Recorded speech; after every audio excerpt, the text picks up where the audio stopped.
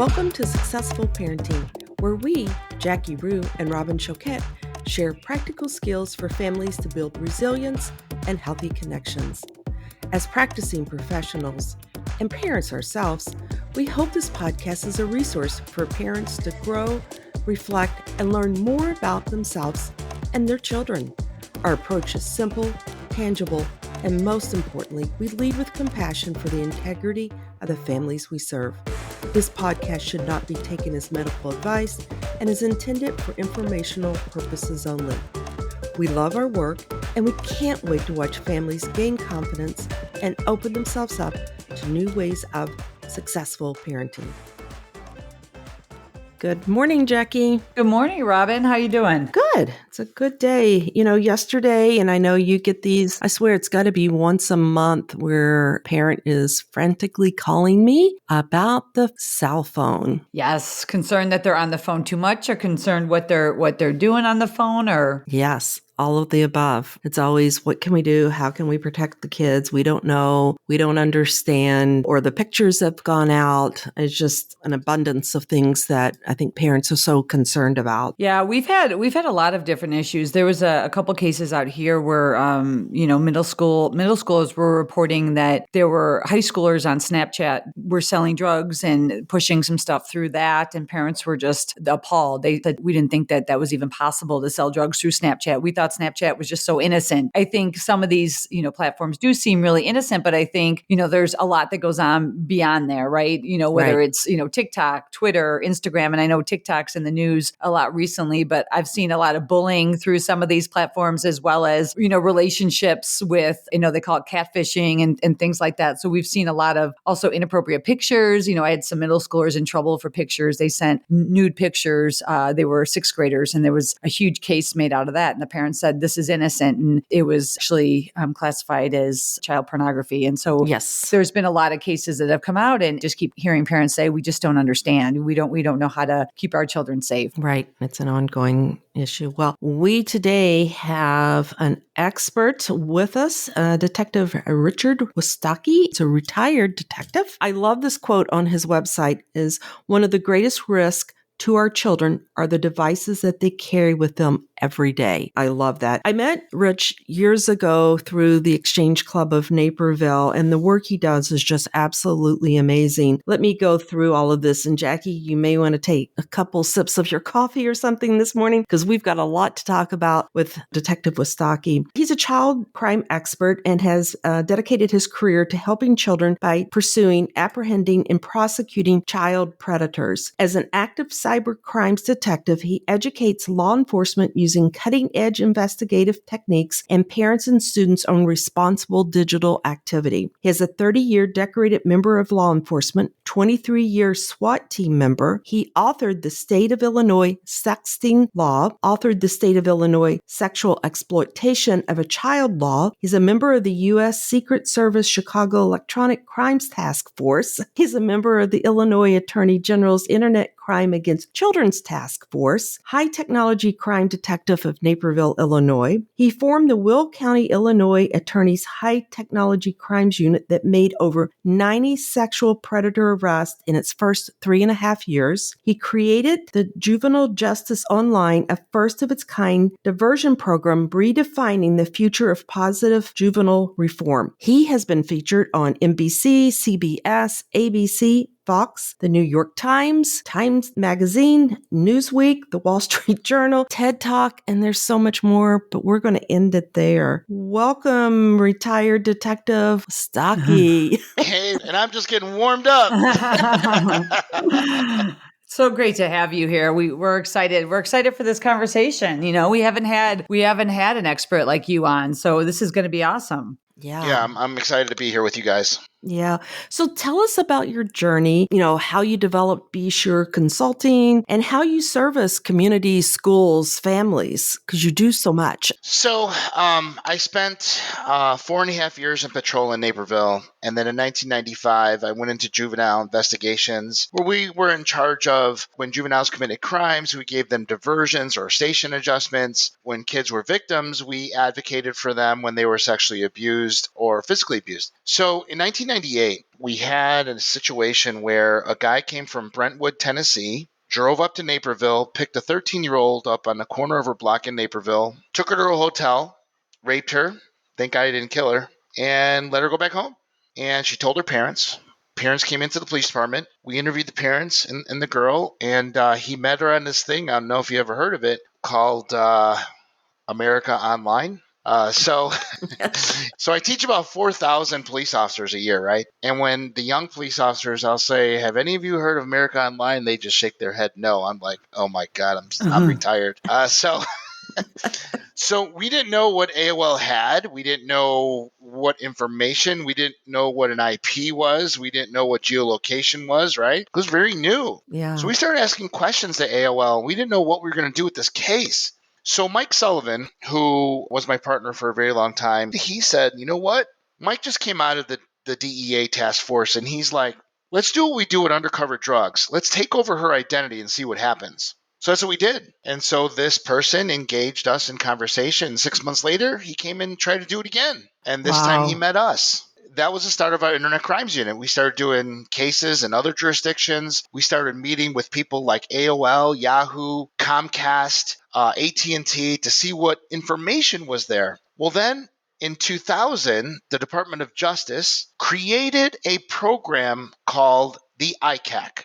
Stands for Internet Crimes Against Children Task Force. Currently today, there are 61 ICACs throughout the United States, and there are 5,000 people like myself who do this type of work. So I'm kind of out of the investigations, but what I do now is I recruit new officers to show them what they can do with the ICAC, and so they can join the ICAC. And because the amount of training that we have is so powerful. So as we're doing this internet crime thing, I would handle the juvenile side. Mike Sullivan would have the undercover, and Juliet Fabry would have the undercover personas. But I would do account takeovers because I could sidestep entrapment. So when people claim that, oh, I said this and I said that, they're already making a real kid a victim. So I take that victim's account and I become them. So that's how I did my business. And so we were getting so many kids. I'll never forget this. Like in the mid 2000s, the Tribune had a headline: "Why are there so many predators in Naperville?" I don't know if you remember that, Robin. Yeah. Well, the answer to that question is we're the only ones who are looking. Right? Right. So if you're not looking for it, you're not going to have it. I decided that I wanted to catch more predators. So I thought if I train kids in our school system in Naperville what predators do and say to show them that they're predators, and if I show parents how to watch their kids, I'll get more reports of predators. That was my thought process. And it's logical to you guys too, right? Yes, Right. yes. When for you sure. when you arm parents and kids on what to look for, they're going to find it. Yes. Well, what happened, guys, the opposite happened. When I trained students and parents on what predators did, I had less victimization because I showed them how to avoid it. So every year when I taught in our schools, we cut our child exploitation in half every year. So that was Wow. success, right? Yeah. Right. So then what started to happen was principals and teachers started to tell their partners in other school districts what Naperville PD was doing. And then they wanted me to go to their district. Well, Naperville City, Naperville is not going to pay me to go to Right. another district, right? Right. So I said, you know what? I'm going to start a consulting company, and I'm going to call it BeSure, because that is what I said every day to parents. I don't care what your kid told you. You have to be sure yourself. You have to be sure of this. You have to be sure of that. You have to check because that's your job. Mm-hmm. So I named it BeSure Consulting. So locally, I was just going around teaching here, teaching there, and it was fun. You know, I really enjoyed it. And then what had happened was the Will County State's Attorney, Jim Glasgow, had asked me to create a high technology crimes unit back in 2012. So I talked to my bosses, and they said, yeah, go do it. It'll be fun. So I worked in Will County 3 days a week, 4 days a week from 8 to noon. And then I worked in Naperville from 1 to 9. In my career, the last 28 years, I wanted to do 30 years, but it got cut short. Well, I've arrested over 300 predators. Wow. And I became really good at what they did and how they did it, child pornography, predators, and things like that. And so as we were going through teaching and I started to get bigger and bigger, I was asked in 2018 to do a TED Talk, a TEDx, by my very good friend Arthur Zards, who controls the Naperville arm of TEDx. Yes. And so Arthur saw me presenting at his kid's school, and he says, "Have you ever thought about doing a TED Talk?" And I'm like, "No, are you kidding me?" And he said, "Yeah, let's go." And I was like, "All right." And I was a wreck because I have ADD and I don't take medication. So to stay on a red dot for 12 minutes to get my point across was very difficult for me. So after rehearsal, after rehearsal, after rehearsal, then he takes my PowerPoint away. And I'm like, all right, let's do this. I'll just wing it. And so after it went viral, I was getting calls all over the country. Wow. And I was never at work anymore. So my bosses brought me in the office. You know, what are those 3 words your boss says to you that sends shiver down your spine? You know what that is? Those 3 words? Shut the door. So I had a shut the door conversation, and they're like, "Look, you either need to do your thing or do my thing." He goes, "We called the pension guy in," and I said, "You guys setting me up?" And the pension guy comes in, Don Bish, and he's like, "Well, this is what you make when you're retired, and this is what you make when you stay." I said, "Why is that amount more when I leave?" And he's like, "Because you did your time already." I said, "I'm out of here." So, um, ever since then, it's just been fantastic. I train about 300,000 students a year. Wow. I did my 50th school yesterday in a place called Martinsville in Southern Illinois, Eastern Illinois. And I am up to right now, as of yesterday, 30 victims that have come forward to me after my presentation for the school year. Wow. So my job is to empower children, our students, that no one has the right to make them feel bad about themselves online. And no one has the right to make them do something they know they shouldn't be doing. If you're listening to me here for this hour and I'm hitting a nerve and you're sitting there suffering in silence because you can't tell anybody what's happening to you, you need to come see me. When you come see me, I can make your pain stop. Because when it comes to social networking and gaming online, no one online is anonymous. There's no one I can't find. So they need to know that. And that's how we've been so successful. Well, and that's, a lot of parents are listening today and family members. And one thing that they often ask us, which I'm sure you can answer, what should parents know and how should they keep their children safe? Like, what should they know and how should they protect things at home? There's 3 things that they need to be aware of. And this is how I start out my every presentation. So I start off by acting like a cocky cop with an attitude, right? I said, before we start, I have to say something to all of you. And you may not like what I'm about to say, but somebody's got to tell it to you to your faces. And I don't have a chief anymore, so I don't care what I say. So I'm just going to say it. If you want to leave, I get it. If you can't handle the truth, that's up to you. But here we go. All of you parents here tonight are responsible for your children. There, I said it. And then we start laughing. You see, you're not only responsible for their food, clothing, shelter, and education, you are also responsible for their technology. I don't care if Nana, Nonu, Tia, Tu, Grandma, Grandpa bought them that new iPhone 14 for their birthday. By our state law, they don't own it. Your kids own nothing until they're 18. I don't care if they cut grass all summer, babysat all winter, and they bought it with their own money. They don't own it. You, as a parent, are responsible for them and allow them to have it or not. Number 2, there is no such thing as privacy for children. I shoot in there, can I get an amen? And they're like, amen, brother, you speak the peace. So, yeah, and it's true. It's a proven medical fact that the frontal cortex of their decision-making brain is not mature enough to handle what goes on social media. Right. So, and what kids do nowadays, let me set this up for you, and this is why kids get in trouble. Okay, this is the 3rd thing and the main reasons why kids get in trouble when they meet predators and do inappropriate things online. And when we have parent presentations, guys, only 1% of the student population's parents will come to the presentation. 1%. You know what that is? They suffer from a deadly disease. I don't know if you read it in the, whatever they call it, DCN 40, what do they call it? The medical books. Oh, Of DSM. DSM. I don't know if you ever read this in the DSM. It's called the NMK syndrome.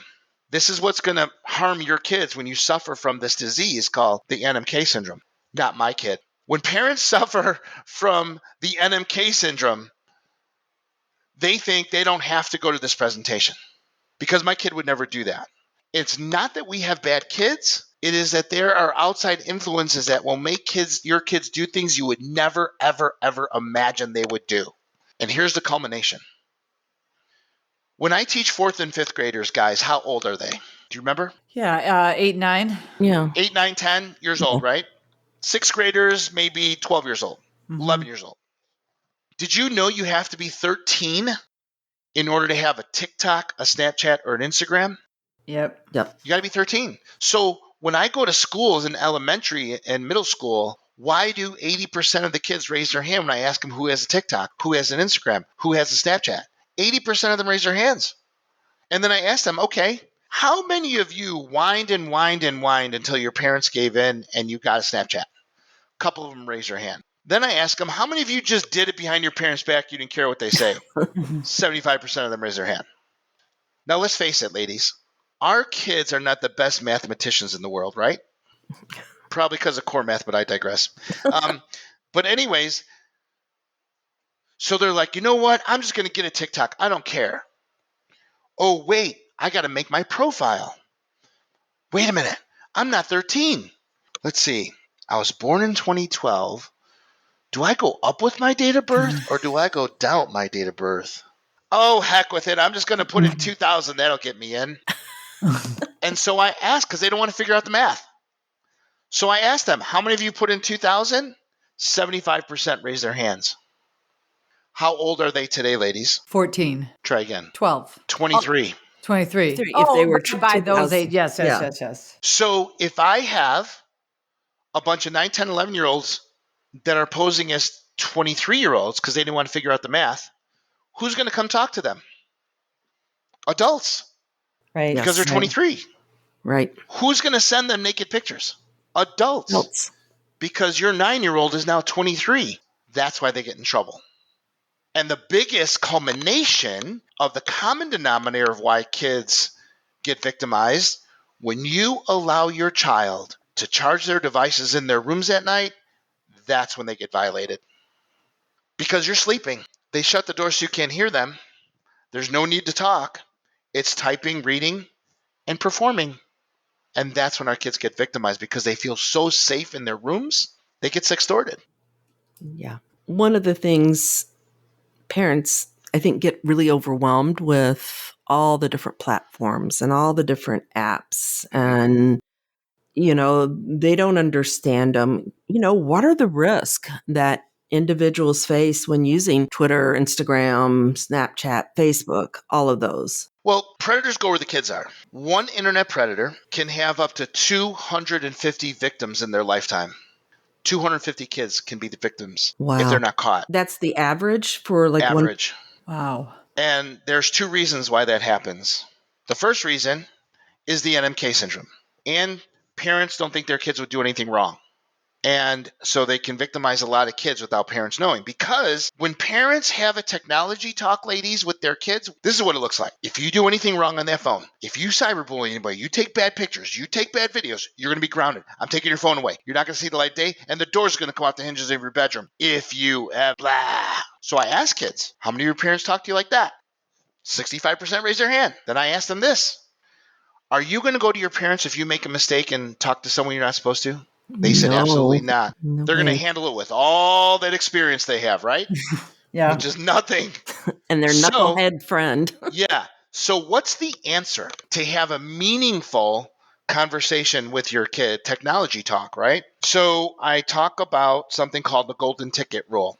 You're going to go back to your kids and you're going to say, look, I heard this guy talking at the school the other day. I had no idea what was going on with your gaming platforms and social media. I had no idea how predators will slowly try to get to you. Look, I know mom and dad were pointing at you and threatening you. I want you to throw all that out the window and I'm going to give you the golden ticket. If someone makes you feel bad about yourself or you get tricked into doing something that you shouldn't be doing, you need to come to us. If you come to us, we're going to give you this golden ticket pass, and there will be no consequences at all because we are responsible for you. And your kid's going to look at you sideways like, are you serious right now? Yeah. Yes, I'm serious right now. The second thing that I teach parents, I'm part of something called the BARC team, bark.us. BARC is the leading monitoring software for devices. And as part of the BARC team consists of law enforcement, prosecutors, clergy, psychiatrists, psychologists, ER docs. We are all part of the BARC team. And last year we came out with a documentary. This documentary, it's on YouTube, it's free, it's an hour and a half movie, and it is about what elementary, junior high, and high school students are doing behind their parents' backs. And so what we do is you hear a perspective from all the kids that we've interviewed and the perspective from the professionals in the field on how to keep kids safe. So what I do is I encourage parents to watch Childhood 2.0 on YouTube. It's free, and I want you to watch it without your kids. If you think your kids can handle the content, then go ahead and after you watch it, sit with them and be able to pause it and ask them questions. Now, when you pause it and ask questions, you cannot be like, you're not doing this, are you? What do you think you're going to get? No, Mom, absolutely not.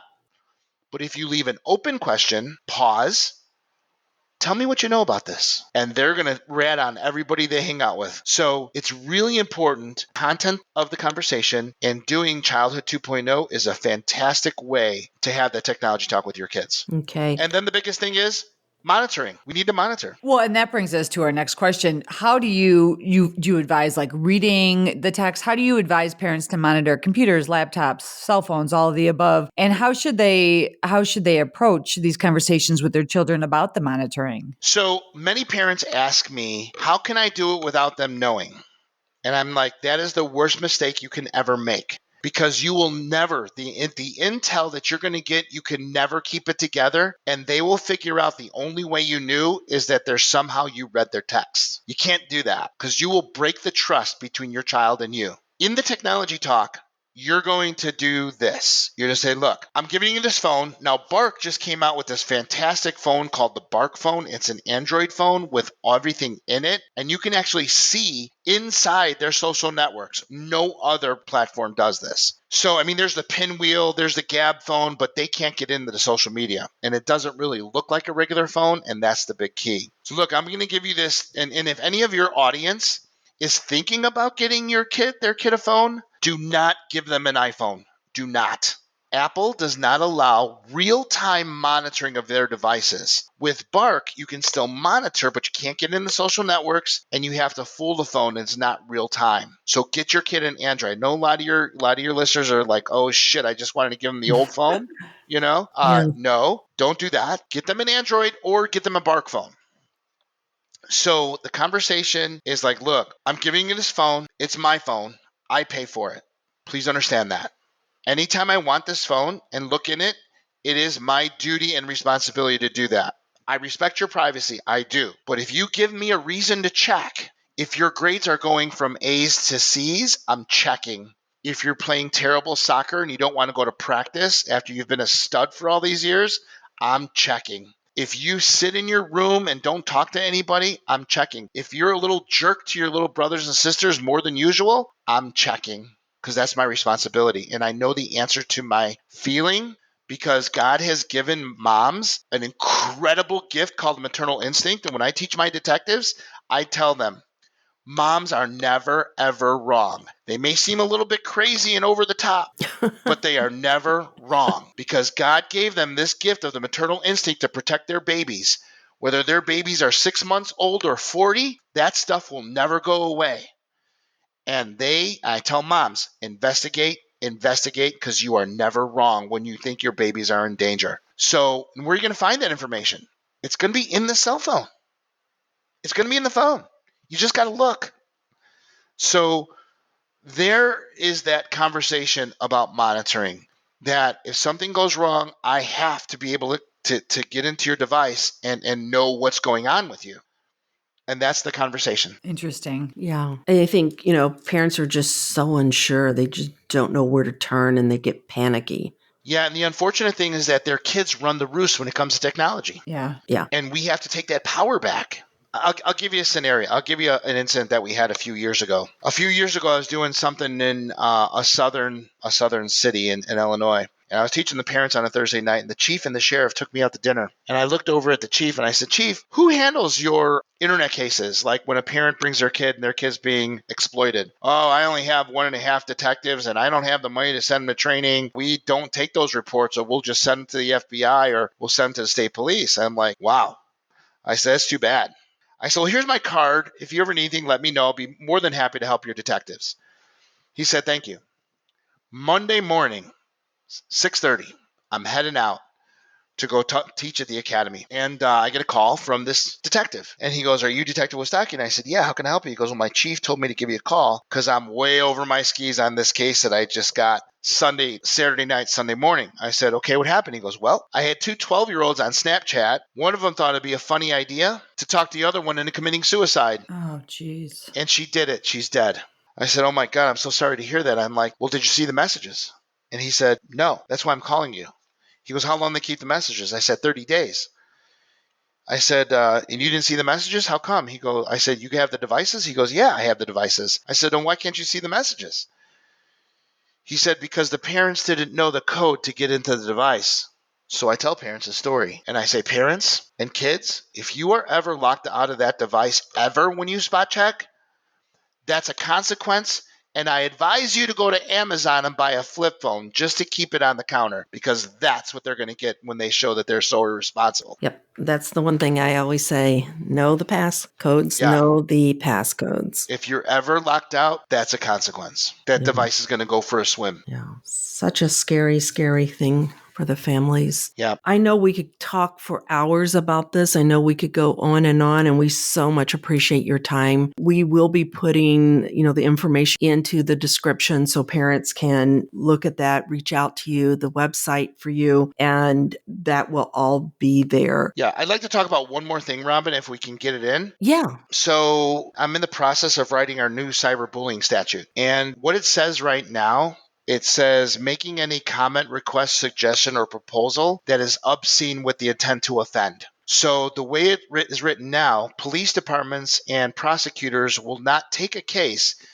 especially when a kid messages on numerous occasions for another kid to go kill themselves. So I just got a frantic mom this morning and says that, what do I do? That's not a crime in Illinois, believe it or not. Wow. Whoa. So what I want to add is making any comment, request, suggestion, or proposal that is obscene. Because right now, when he said obscene, if there's no sexual connotation, it's not cyberbullying. So I want to add obscene with intent to offend, comma, terrorize, comma, alarm and disturb, comma, terrorize as well. That's cyberbullying. So I propose this, and I'm working with a fantastic Illinois state rep. His name is Maurice West, and he took it because he's got daughters. The ACLU is stopping it, won't let me do it because they don't want to criminalize this behavior. And I'm like, what are you talking about? I just gave you 7 other states that had no challenges constitutionally. They said we have to protect the rights of children who are doing this. I was like, what about the rights of the kids who are killing themselves as a result of these kids telling them to kill themselves? It makes no sense to me. Mm-hmm. So what I need to have done is I need your audience to go to ilga.gov,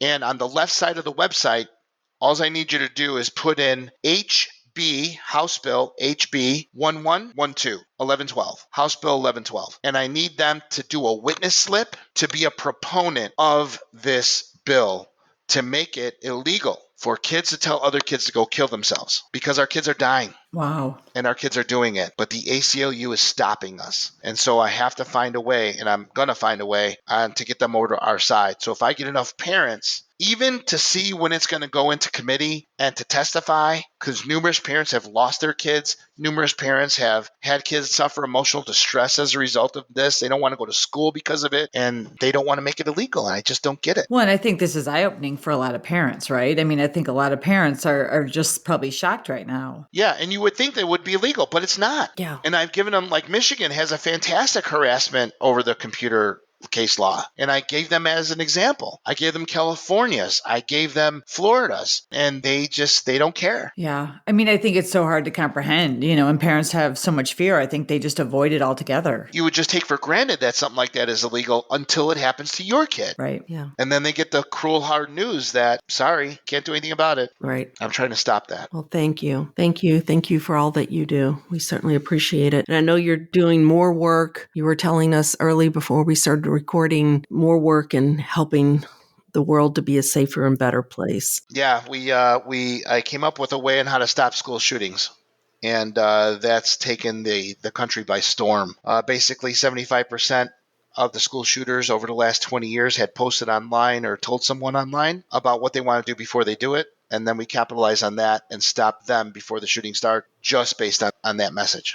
Yeah. Okay. Well, let's close it up. We have 3 questions for you, sir. Awesome. You can answer 1, 2, or all 3. It's up to you. Mm-hmm. Here we go. Number 1, tell us one of your funny parenting stories. Now, this could be from you as a parent, or this could be you as a child and a story about your parents. Number 2, what TV, family, or movie you would want to be a part of and why. And then number 3, what does successful parenting mean to you? So I have 2 boys, very proud of them. They were high-level soccer players all their lives. They had great scholarships in college, and Yeah, I'm about to be a grandpa this weekend. My Really? first grandchild, yeah. My Anthony and Hannah, they're my Anthony's a firefighter paramedic in Lisle Woodridge, and he's also a SWAT medic. And my younger one is my 22-year-old who just graduated college. He's a police officer in Palos Park. Okay. Oh. So my younger one was more of a gamer than my older one. So he was into RuneScape and Roblox and Minecraft, all that stuff. So as you can imagine, my stuff was locked down, right? I monitored everything. So my wife called while I was at work on afternoon shift, and it was about 7 o'clock at night, and she's calling me, and she can't even keep it together. She's laughing so hard. I'm like, what happened? She's like, Dominic is running through the house crying and screaming. I was like, what's he crying about? He all of a sudden jumps off the computer and said, I said shit. I said shit. I said shit. Dad's going to kill me. I said shit. So I come home, I say, Dominic, where are you? He's like, I'm sorry, Dad. Oh, that is a good one. Yeah, so I'll never forget that one. Yeah. So what movie? What family movie? I don't know. I just I love watching Chicago PD. I would love to consult on a movie set just to give them some real life stuff that really happens with predators and the things that we've observed and seen and things like that. That would be fun for me. Good. Well, thank you. Thank you so much. Please tell your lovely wife hello. I will. Yeah, Nana's. I thought Amazon came to my house a lot before with our little Francesco. I don't know what we're gonna do. Well, thank you so much. Thank you, listeners. Yes, thank you. This was helpful. I know a lot of parents will find this helpful. Yes. Great. And like I said, they can go to BeSureConsulting.com. They can Google my name and see all the videos that are out there that schools have put up on their websites. If they want to bring me to their school, just go ahead and go to my website and fill out a contact form. Excellent. Thank you. Well, thank you. All right, guys, take care. Okay. Thank you. Take care. Sure, bye-bye. Bye. Bye, Jackie. Bye, Robin. Have a good day. You too. Thank you for joining us, and make sure to subscribe and like us to catch our next episode, where we will take you on a journey to find new ways of successful parenting.